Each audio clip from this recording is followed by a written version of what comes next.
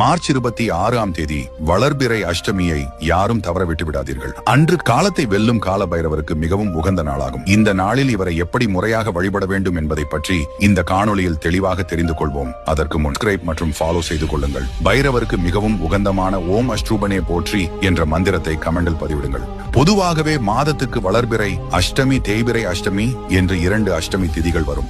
அதில் இந்த வளர்பிறை அஷ்டமி ஆனது நம் வாழ்க்கைக்கு மிகவும் வளர்ச்சியை தரும் என்று நம்பப்படுகிறது.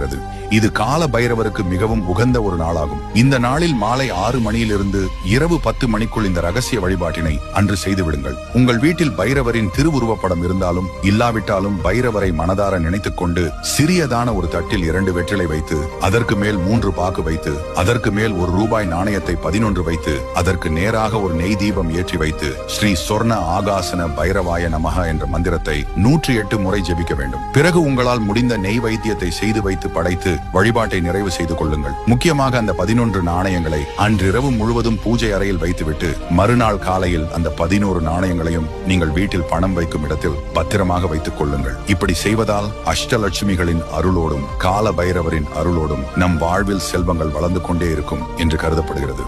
ஆகையால் அன்று மறக்காமல் இந்த வழிபாட்டினை செய்து பாருங்கள். இந்த புனித தகவலை உங்கள் உறவினர்களுக்கும் நண்பர்களுக்கும் பகிர்ந்து ஒரு நல்ல விஷயத்தை தெளிவுபடுத்துங்கள். எப்பொழுதும் இது போன்ற ஆன்மீக தகவல்களை